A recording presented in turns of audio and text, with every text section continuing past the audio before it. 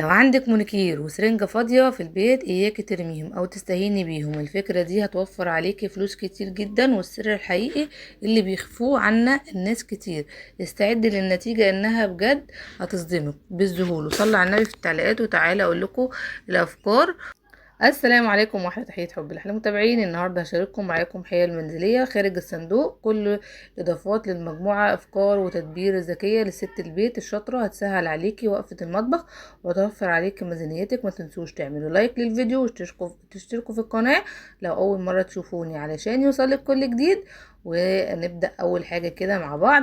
لو عندك حرق كده في قلب طاسة او طبق ألمونيا، رشي معلقة صغيرة من الكربونات الصوديوم ومعاهم رشة كده من الخل، وسيبيهم حوالي ربع ساعة.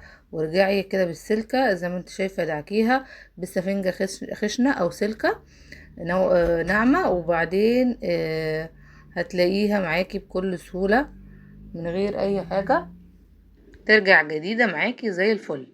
بصوا بقى الشكل ده، مش عارفة ظاهرة لكم بقى اللي هي بقت عاملة ازاي، خطيرة. جربوها ومش هتندموا. ولو عجبتكم تصلوا على النبي في التلات. وهي الفكره بتاعت النهارده، لو عندك علبه منوكير وسرنجه فاضيه، تعالى اقول لك البنات اللي بتحب الافكار دي تيجي هنا. هتجيبي السرنجه كده الفاضيه وتفكي المونيكير، طبعا تفتحيه تمام. وهتجيبي بقى السرنجه، بس نشيل بس كده الحواف بتاعته عشان ما نبهدلش الدنيا. ممكن بالسرنجه وممكن من غير السرنجه. وتملي بقى كده على قد ما تقدري من الانبوبه بتاعت السرنجه بتاعتك. شوفي ايه اسهل ليكي وهتعرفي تاخدي بيه، تملي بيه المونيكير.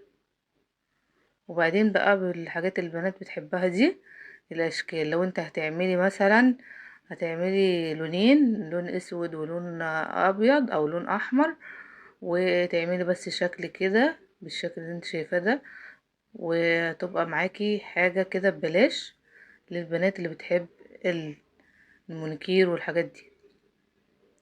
بس انا ماليش في الحاجات دي، فانا مش عارفه اعمل حاجات كده تمام.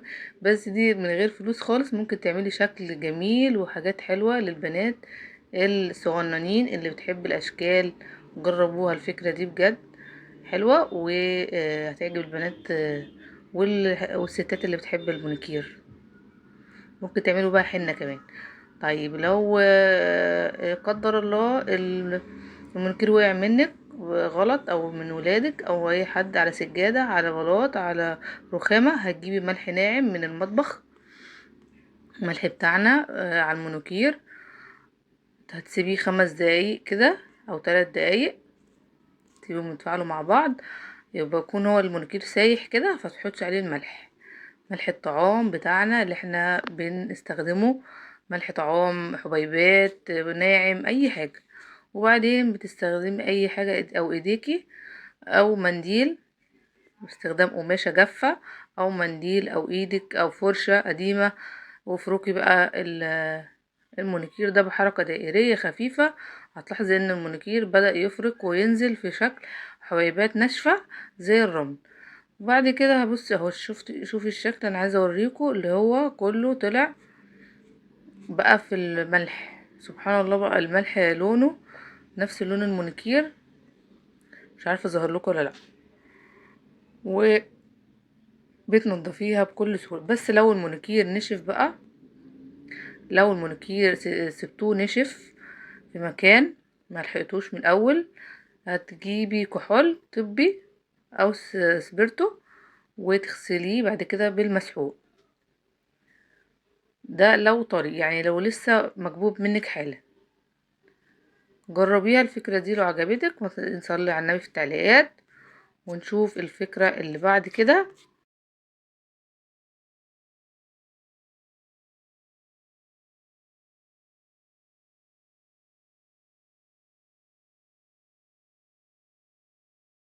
حطي الكمامة على الباب وشوفي الاختراع ده.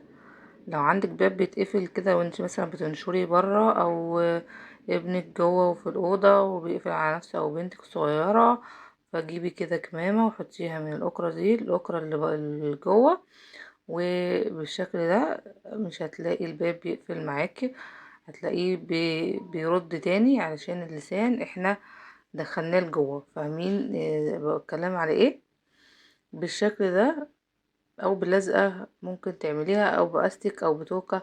لو عندك لحمة متستويش على طول حطي فيها نوى بلح، لو ما عندكيش نوى بلح ممكن تضيفي رشة من السكر، هتستوي معاكي بكل سهولة. والناس اللي بتتضايق من الردة اللي على البوتاجاز واحنا بنحمص العيش، جربوا الطاسة انك تحمصي فيها، حلوة جدا من غير ما بهدلة ولا يطلع بهدلة دي كلها على البوتاجاز، وكمان اصح.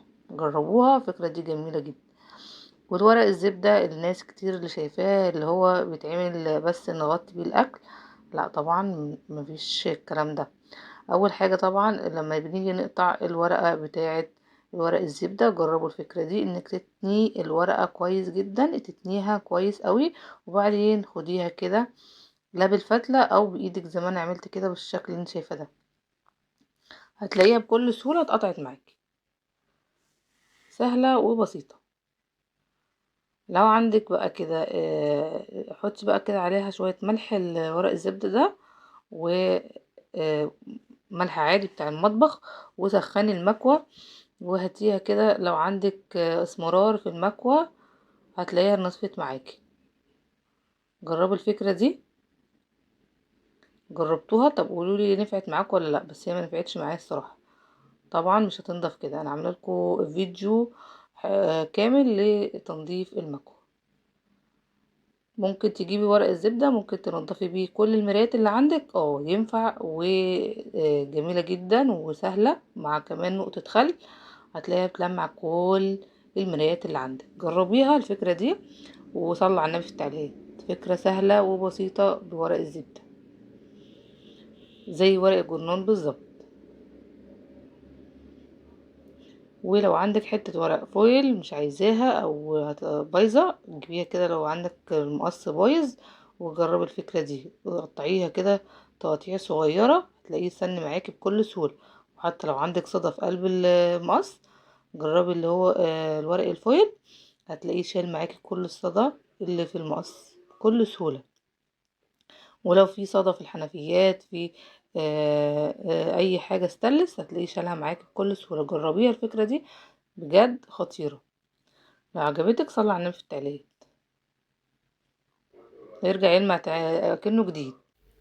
وبكده نكون وصلنا لنهاية الفيديو النهاردة. قولولي بقى في التعليقات ايه رأيكم في الأفكار وأفكار المونيكير والسرنجة، وهل هتجربوها النهاردة؟ ولو عجبتكم الفيديو ما تنسوش تشيروا مع أصحابكم ولايك جميل، واشوفكم في فيديو جديد وأفكار جديدة، واستودعكم الله، السلام عليكم.